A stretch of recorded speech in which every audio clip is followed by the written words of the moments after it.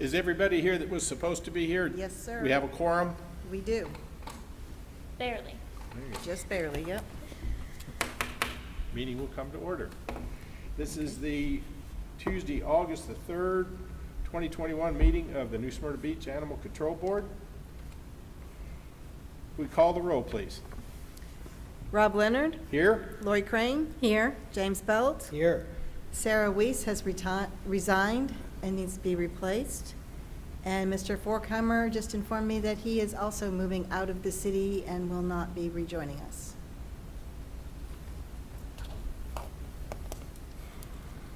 Okay. Board members had opportunity to review the minutes of the previous meeting from June 22nd. Yes. We have a motion to accept the minutes. I'll make a motion to accept the minutes. Mr. Belts. We have a second. I'll second. Ms. Crane, second. All those in favor, say aye. Aye. Aye. Any opposed? Minutes are approved.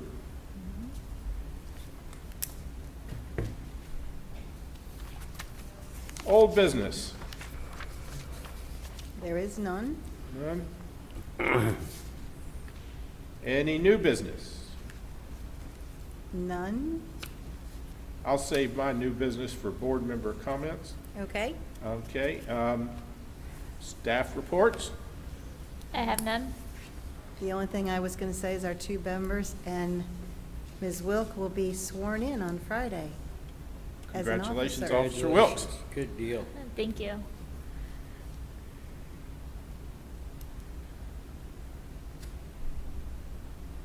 We do not have a representative from the Humane Society. I would say for the record, there was a time when we had a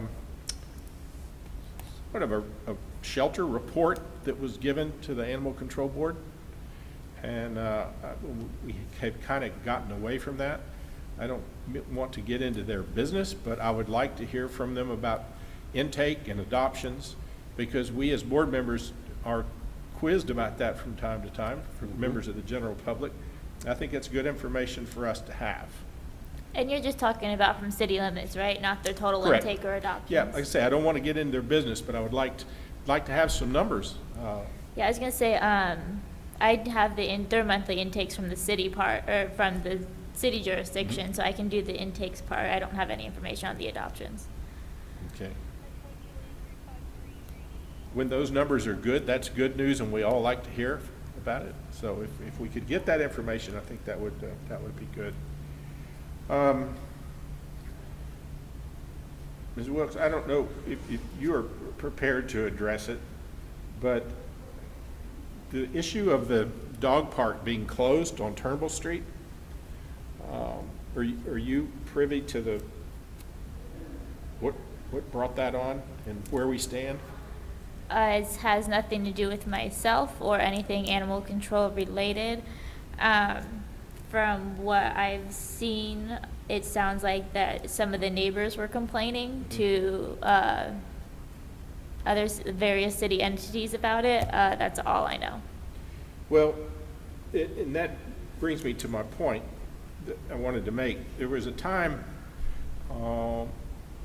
3 years ago, maybe, the park that's at the corner of Myrtle and Canal, which was a general multi-use park with playground equipment there. There was a move on. In fact, certain pieces of equipment had already been purchased, the fence had been put up, that was going to be made into a dog park. We as a board at that time voiced our concerns for myself as a veterinarian, and also just in general pet owning knowledge that the board members had, that that wasn't a very good idea. And the wheels were in motion, and we thought they were just going to go ahead and do it. Finally, somebody stopped it, and we just made a point at that time, listen, the next time you guys are going to do something like this, consult the Animal Control Board, or at least bring us in on some of the decision making. Here's another case where, to me, obviously, the first thing you want to do when you have a dog park and a playground in combination is how is it going to affect the neighborhood?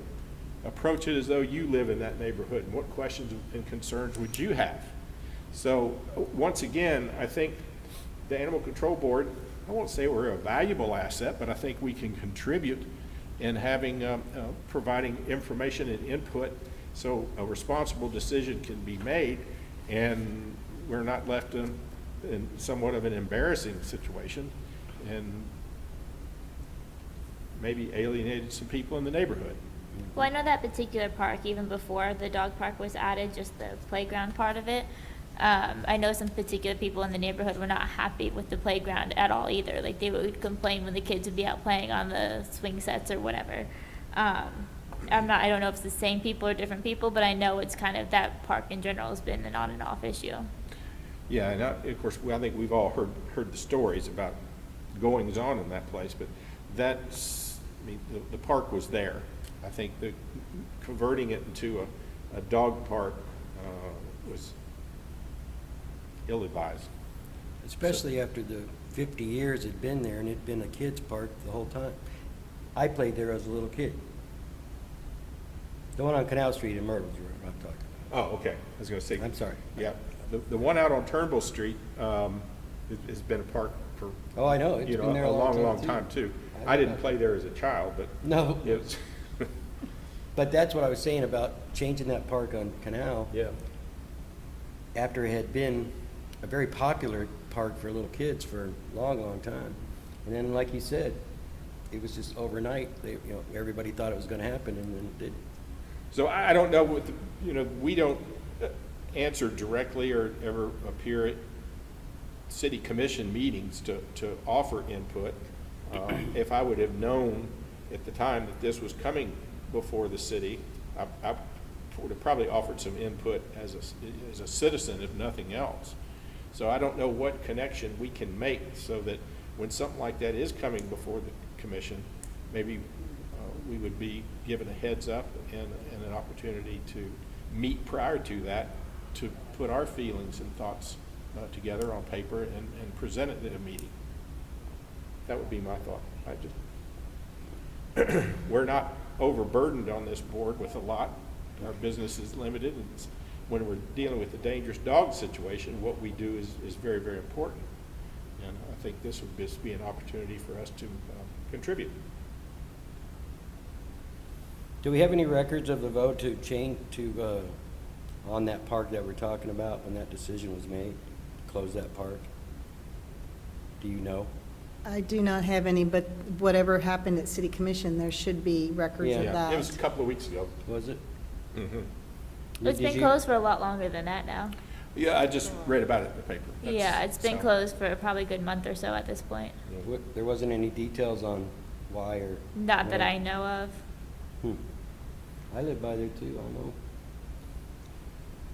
I know. Mr. Belt, do you still have, are you still contact with whoever is overseeing the TNR project within the city?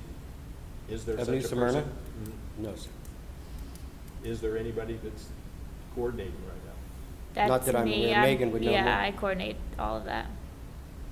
As far as like the colonies and stuff? Yeah, this is another area where I would like to see us as a board have some numbers in front of us and have some reports and updated maps of where the colonies are within the city and the number of animals that are, as Mr. Belt used to give us, the number of animals per colony Mhm. and the person that is responsible for each of the colonies.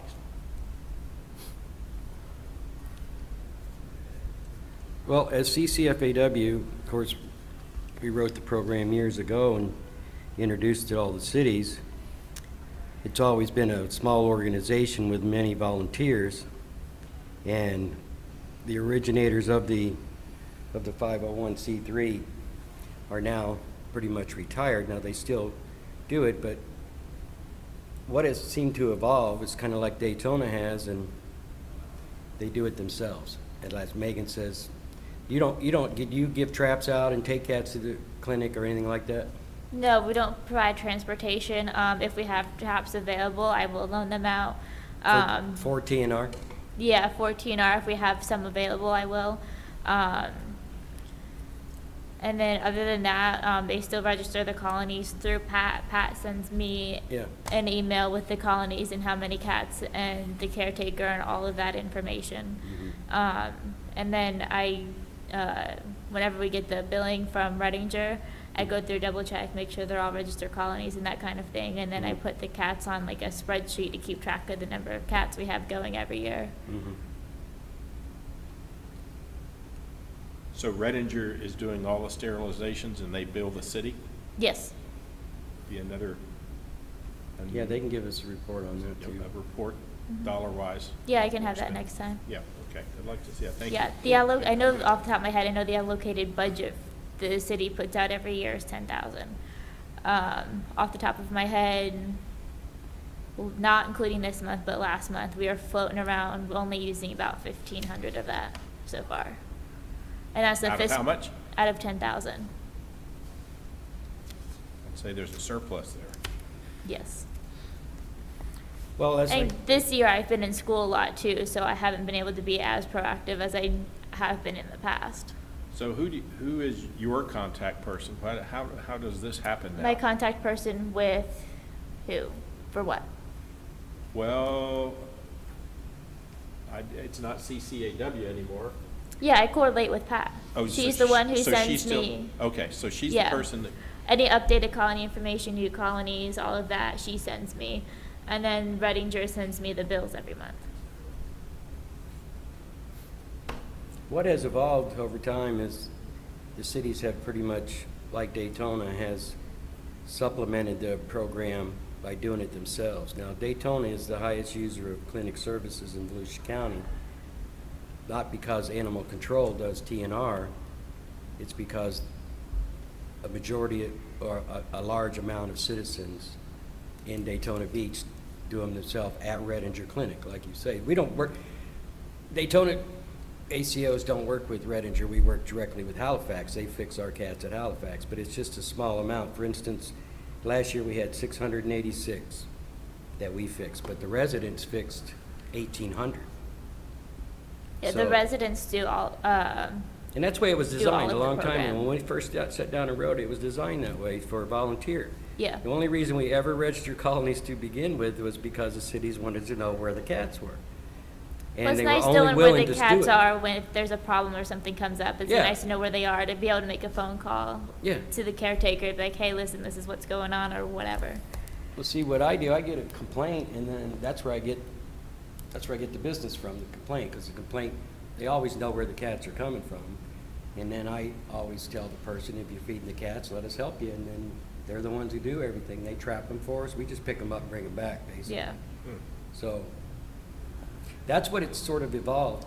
But you're talking about numbers, for example, Daytona I started with a couple years ago, and the first year, or the first 6 months, which was from August through December, we did 111 cats. But our intake costs were down 380% because those cats that were fixed were not taken as intakes. And those numbers are $88 each for an intake and $45 for a spade and neuter. So just in the first 6 months of 19, we saved $6,000. Yeah, and see, the city doesn't pay per intake. It's a one lump sum regardless of how I many know how you intakes guys, there are I at know the how New shelter. Smyrna does it. I was on the board when we talked about it. Well, Yeah. We renegotiated that contract a couple times. And it's a good deal for the city. It always has been. Because you can take as many as you want, basically, right? But now in the numbers for this year we're gonna end up with over 800 TNRs, and we're gonna save about $36,000 this year just in costs. Because Daytona does pay by the piece like every other city except Yeah. for New Smyrna. okay, so anything you can share with us going forward? I would certainly be interested in Yeah, I can have some being a stuff little better together. educated. Yeah, I can have some stuff together for the next meeting. And then my last comments is, again, a question to Officer Wilkes. I see you got your new vehicle parked out front. It's pretty sweet. Is there anything for us to look at on that vehicle when this meeting is adjourned? I mean, Got- I can got give you a some- tour if you want after Let's we're do done. that. Yeah, we'll Weather do- permitting. Yeah, that's true, that's true. It's nice, it really is. Yeah. Okay, any other comments from the board? Public comments? Anything from the city attorney's office? Nothing from me. All right. There being no more business come before the board, we stand adjourned.